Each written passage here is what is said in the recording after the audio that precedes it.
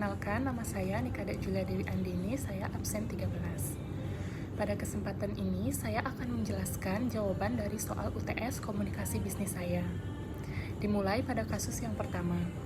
Seorang manajer dari Indonesia melakukan negosiasi dengan mitra dari Jepang dan Amerika Serikat. Namun, terjadi perbedaan persepsi dalam komunikasi bisnisnya.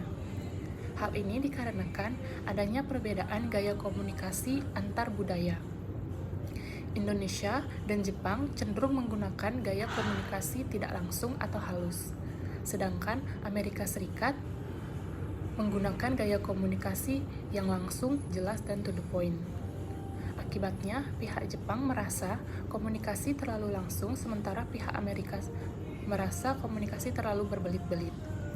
Kesalahan yang dilakukan oleh manajer Indonesia adalah tidak menyesuaikan gaya komunikasi dengan lawan bicaranya, serta kurang memahami perbedaan budaya. Manajer tersebut cenderung menggunakan satu gaya komunikasi untuk semua pihak, sehingga menimbulkan kesalahpahaman di antara mereka. Jadi, solusi yang dapat dilakukan adalah menyesuaikan gaya komunikasi dengan budaya masing-masing, menggunakan bahasa yang jelas namun tetap sopan, serta melakukan pemahaman budaya sebelum melakukan negosiasi. Dengan begitu, komunikasi dapat berjalan lebih efektif. Selanjutnya, pada kasus yang kedua, dalam organisasi sering terjadi informasi tidak sampai kepada karyawan, pesan disalahartikan, dan konflik antar tim karyawan. Hal ini disebabkan oleh beberapa hambatan komunikasi. Hambatan tersebut antara lain seperti hambatan fisik, gangguan teknologi atau jarak, hambatan psikologis seperti emosi atau prasangka, hambatan semantik yaitu perbedaan pemahaman bahasa, serta hambatan organisasi seperti struktur yang terlalu kompleks. Dampak dari hambatan ini adalah menurunnya produktivitas kerja, terjadinya kesalahan dalam pekerjaan, konflik antar karyawan, serta menurunnya kepercayaan terhadap manajemen. Untuk mengatasi hal tersebut, organisasi perlu meningkatkan kejelasan informasi, menggunakan media komunikasi yang tepat, serta memberikan pelatihan komunikasi dan mendorong adanya komunikasi dua arah atau feedback. Dengan demikian, komunikasi dalam organisasi dapat menjadi lebih efektif. Kemudian, masuk pada kasus yang ketiga. Sebuah perusahaan startup di Bali menggunakan media sosial dan email untuk berkomunikasi dengan pelanggan internasional.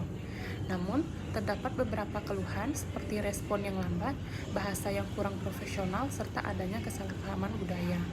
Masalah ini menunjukkan bahwa komunikasi belum dikelola dengan baik dari segi kecepatan respon, penggunaan bahasa, maupun pemahaman budaya pelanggan.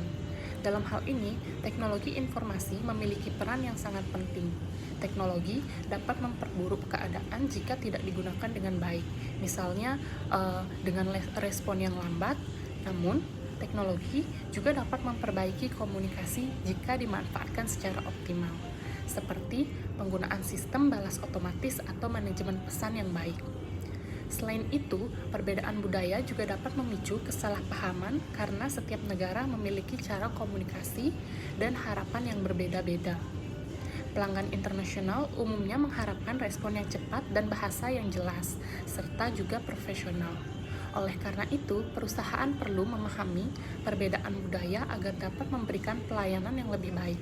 Sebagai kesimpulan, komunikasi bisnis yang efektif sangat dipengaruhi oleh pemahaman budaya, kejelasan pesan, serta penggunaan teknologi yang tepat. Dengan komunikasi yang baik, hubungan bisnis dapat berjalan lebih lancar dan profesional. Sekian materi yang dapat saya paparkan. Sampai jumpa lagi.